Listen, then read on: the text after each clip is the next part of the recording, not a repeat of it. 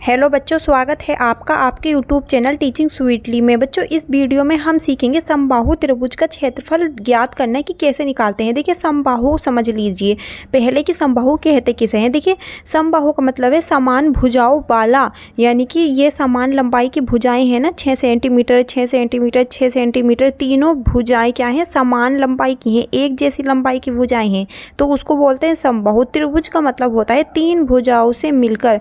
ठीक है बच्चों, तो ये हो गया समबाहु त्रिभुज। तो बच्चों, हमें इसका क्या करना है, क्षेत्रफल ज्ञात करना है। तो बच्चों, क्षेत्रफल ज्ञात करने के लिए हमारे पास एक फॉर्मूला है, हम उसको यूज़ करते हैं समबाहु त्रिभुज का क्षेत्रफल ज्ञात करने के लिए। देखिए, वो फॉर्मूला क्या है, वो फॉर्मूला होता है बच्चों √3 गुणा भुजा की क्या बच्चों, भुजा का स्क्वायर, भुजा का वर्ग, और बटे में बच्चों 4। ये हमारा क्या होता है बच्चों, समबाहु त्रिभुज का क्षेत्रफल निकालने का फॉर्मूला होता है। ये जो है ये क्षेत्रफल ही तो है त्रिभुज ABC, त्रिभुज ABC। ठीक है, हमें इसका क्या निकालना है बच्चों, इसका क्षेत्रफल हमें ज्ञात करना है। देखिए, अब ये हम √3 तो हम ऐसे ही लिख देंगे जैसे लिखा हुआ है, गुणा बच्चों भुजा का मतलब है ये जो भुजाएं हैं, ये जो भुजाएं हैं, ठीक है, हमें इसका स्क्वायर करके लिखना है। तो बच्चों, ये सभी भुजाएं एक जैसी हैं, तो हम कोई सा भी 6 ले लेते हैं। ठीक है, तो 6 हमने ले लिया, और इसका क्या है बच्चों, इसका वर्ग, और बटे में क्या है बच्चों, 4 है। ठीक है, समझ में आ रहा है आपको। देखिए, अब हम जब इसकी क्या करेंगे, हम इसका स्क्वायर करेंगे। इसका क्या मतलब बच्चों, इसका क्या मतलब, यही तो है 6 गुणा 6 तो कितना आ जाएगा, 36 आ जाएगा।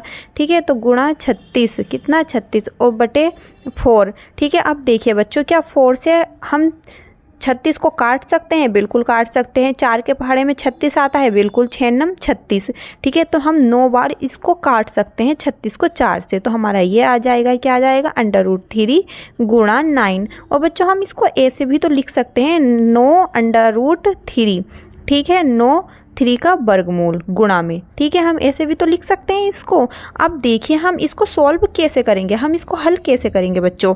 ठीक है, देखिए, हम इसको हल ऐसे करेंगे बच्चों, हमारा 9 तो वैसी का वैसी ही आ जाएगा, और गुणा √3 का मान जो होता है ना बच्चों, इसको समझिए, √3 का मान होता है हमारा, क्या होता है, 1.732। ये हमारा क्या होता है बच्चों, √3 का मान होता है। तो हम क्या √3 की जगह हम ये नहीं लिख सकते, बिल्कुल रख सकते हैं 1.732।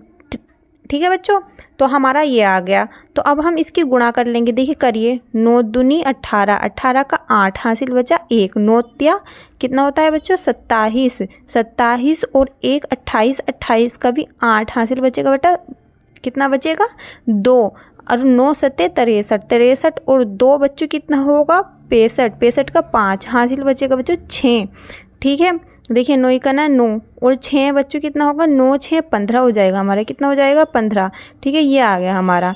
अब देखिए बच्चों, हमारा पॉइंट भी तो है, तो बच्चों हम इधर से गिनेंगे, इधर से संख्याएं 1 2 3, तो हम इधर से ही संख्याएं गिन के 3 संख्याओं के बाद हम पॉइंट लगा देते हैं, 1 2 3।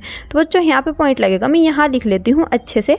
ठीक है, 15.588।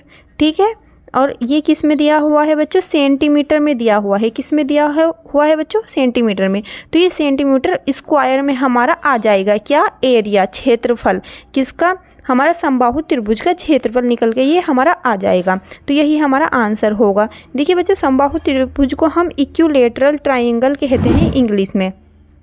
ठीक है, हमें इसमें कुछ भी नहीं करना होता है, जिसकी भुजाएं समान होती है ना, और इसका हमसे क्षेत्रफल पूछ लिया जाता है, तो उसमें बच्चों त्रिभुज का क्षेत्रफल निकालने के लिए हम क्या करते हैं, ये फॉर्मूला रखते हैं, √3 गुणा भुजा का स्क्वायर बटा 4, फिर हम उसका मान रख लेते हैं और हमारा ये आ जाता है। ठीक है, इसको जब सॉल्व करते हैं, √3 का मान बच्चों आप याद कर लीजिए।